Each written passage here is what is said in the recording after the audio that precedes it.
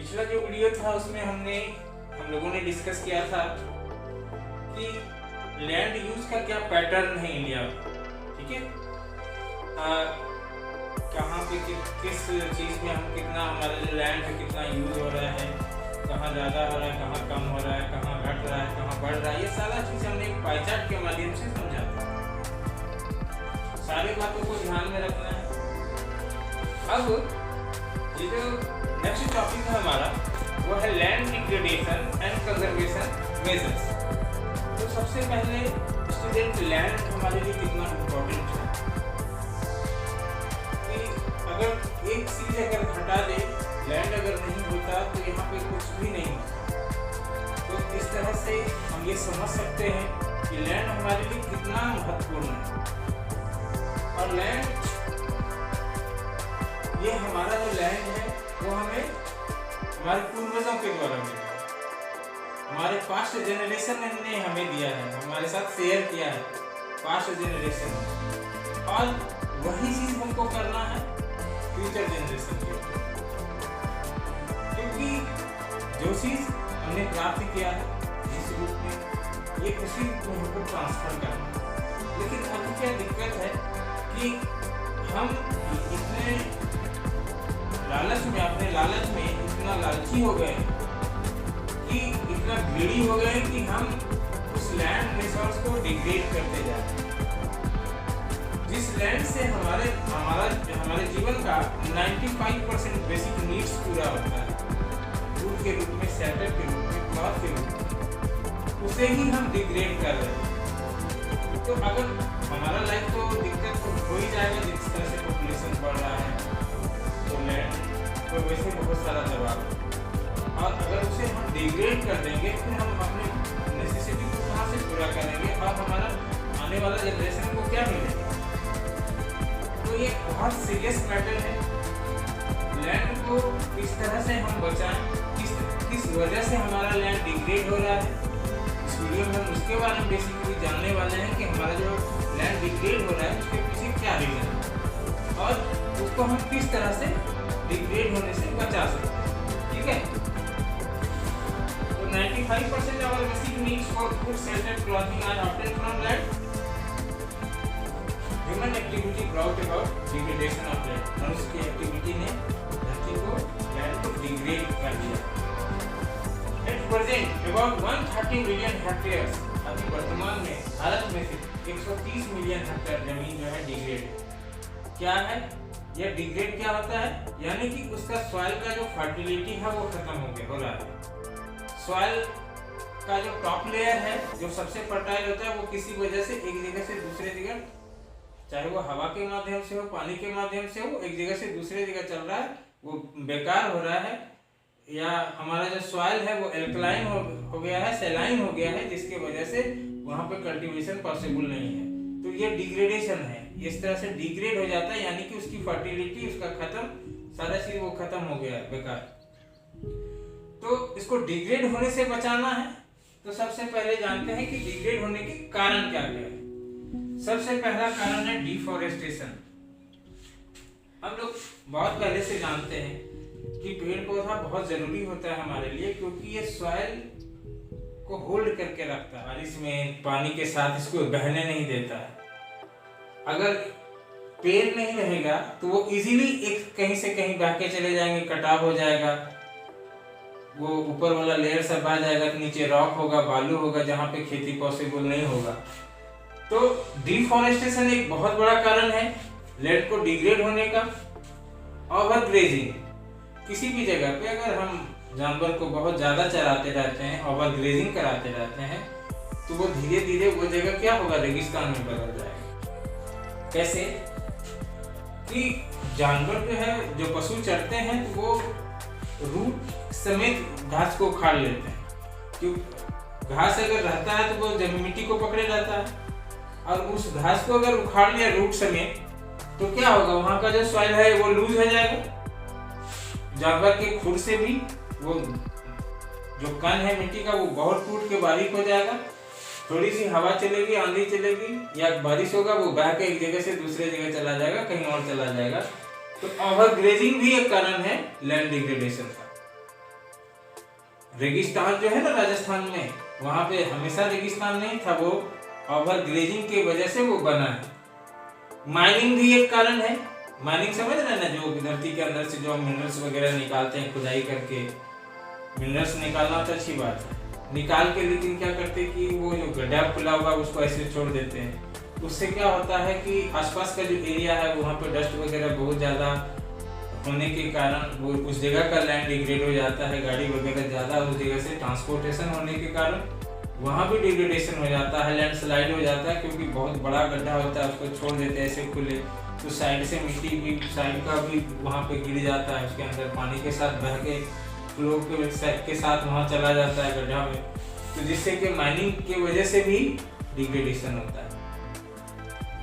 Over irrigation भी एक कारण है डिग्रेडेशन का, कि मान लीजिए कि कोई खेत है, वहाँ पे हम बार बार पानी डाल रहे हैं। पानी डालने से क्या होगा, एक तो उसका जो लेयर है ऊपर वाला वो बह जाता है।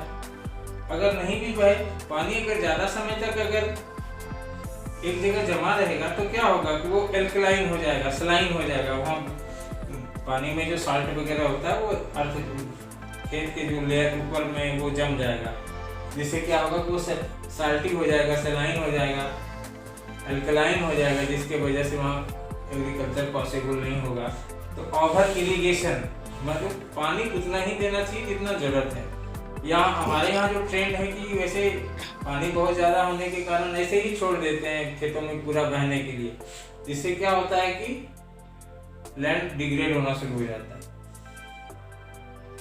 मिनरल प्रोसेसिंग इंडस्ट्रीज, जैसे कि जहाँ सीमेंट का उद्योग है या जहाँ पे ये क्रशर मशीन वगैरह चलता है, जहाँ पे ये थर्मल पावर वगैरह है, तो वहाँ से डस्ट वगैरह जो उड़ता है, या सीमेंट वगैरह में से जो फैक्ट्री है वहाँ पे जो आसपास के एरिया में जो डस्ट उड़ता है वो अर्थ के एक लेयर पे वो बिछ जाता है, जिसके वजह से माइनिंग प्रोसेस भी लैंड डिग्रेडेशन का एक कारण बनता है।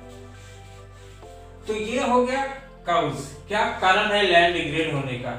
स्टूडेंट हर एग्जाम में लगभग ये 5 मार्क्स का क्वेश्चन जरूर आता है कि लैंड डिग्रेडेशन के काउज क्या हैं और उसके कंजर्वेशन के क्या क्या उपाय हैं।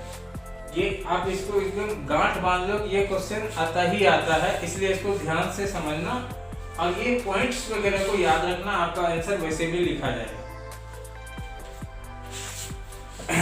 डिफॉरेस्टेशन को कैसे ठीक किया जा सकता है, डिफॉरेस्टेशन यानी पेड़ लगाकर, ठीक उसकी अपोजिट एक्टिविटी करेंगे। पेड़ कटने से अगर डिग्रेड हुआ था, पेड़ लगाने से वो ठीक हो जाएगा। ओवर ग्रेजिंग होता है तो मैनेजमेंट ऑफ ग्रेजिंग लैंड, यानी कि पशु को चराने का जो है वो निश्चित समय और निश्चित जगह फिक्स हो, उसमें ज़्यादा समय तक उसमें ग्रेजिंग ना हो, उसको टाइम दिया जाए ग्रास को ग्रो करने का, यानी कि उसका मैनेजमेंट हो। और माइनिंग एक्टिविटी को रोकने के लिए क्या होना चाहिए कि रेगुलेटिंग माइनिंग, इसको सरकार को इस पर कानून बनाना चाहिए कि किस तरह से माइनिंग करना है और किस तरह से उसका जो गड्ढा वगैरह रह जाता है किस तरह से उसको फिल करना है, या उसको किस तरह से उसको रोकना, उसको निर्देश वगैरह देना है, उसको ऑर्डर देना है कि ऐसे करना वैसे करना है। तो उसको लिए नियम कानून बनाना। और ओवर इरिगेशन के लिए हम ड्रिप इरिगेशन, यानी कि ड्रिप इरिगेशन क्या होता है कि इस तरह का खेत है मान लीजिए और यहाँ पे पौधा है, पौधा अगर लाइन में लगा हुआ है तो यहाँ पे एक पाइप रहता है, इस पाइप में इसी जगह छेद रहता है यहाँ पे, और पौधे के पास ही पानी गिरता है बस, ठीक है, बाकी जगह पानी देने का जरूरत नहीं है। ये थोड़ा कॉस्टली पड़ता है, लेकिन इस तरीके से अपना के हम लैंड को डिग्रेड होने से बचा सकते हैं। इस तरह का मेघालय में इस तरह का प्रैक्टिस होता है कि पौधे के पास ही पानी को गिराया जाता है, या इसके जगह स्प्रिंकलर भी यूज कर सकते हैं। फव्वारे वाला जो होता है आपने देखा होगा, बहुत सारे जगह पे वो फव्वारा से घूमता है, पानी थोड़ा थोड़ा पानी निकलता है, उसी में इरिगेशन हो जाता है। तो कम पानी में भी हम इरिगेशन इससे दोनों फायदा होगा, हमारा वाटर भी जो वो वेस्ट नहीं होगा और लैंड भी डिग्रेड नहीं होगा।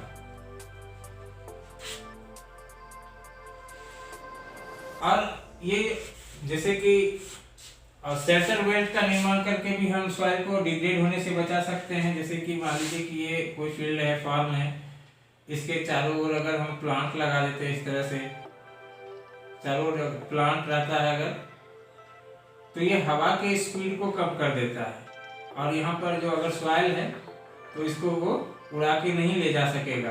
तो इस तरह से शेल्टर बेल्ट होता है।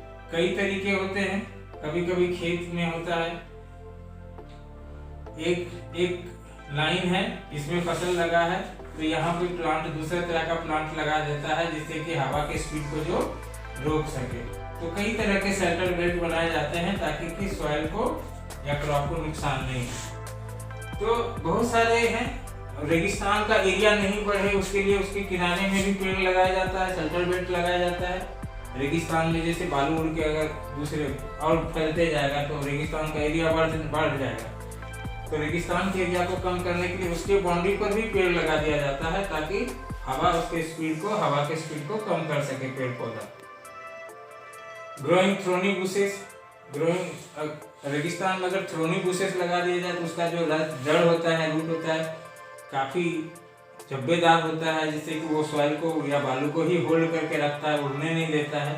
तो ये भी एक तरीका है सॉइल को उड़ने से बचने के लिए, डिग्रेड होने से बचाने के लिए। तो बहुत सारे तरीके हैं, काउज आपने समझ लिया, इसको बचाने का उपाय समझ लिया, ठीक है। तो ये चीज हमेशा माइंड में रखना है कि किस तरह से हम इसको मैनेज करेंगे। स्टूडेंट, एक क्वेश्चन है आपसे, एक क्वेश्चन हम आपको देके जा रहे हैं कि हमने हमेशा लैंड और सॉइल को एक ही तरह से यूज किया, लेकिन आज आपको बताना है कि what is difference between land and soil, land और सॉइल में क्या अंतर है। जो अगला टॉपिक होगा हमारा स्टूडेंट वो होगा सॉइल एज रिसोर्सेस, उसमें सॉइल और के टाइप और उसके बारे में, उसके कितने टाइप हैं इसके बारे में डिटेल से जानेंगे। जो लास्ट वीडियो होगा, ठीक है, आप इसको देखना, समझना और जहाँ दिक्कत हो पूछना, ठीक है स्टूडेंट। मिलते हैं फिर अगले वीडियो में नेक्स्ट टॉपिक के साथ, तब तक के लिए बाय।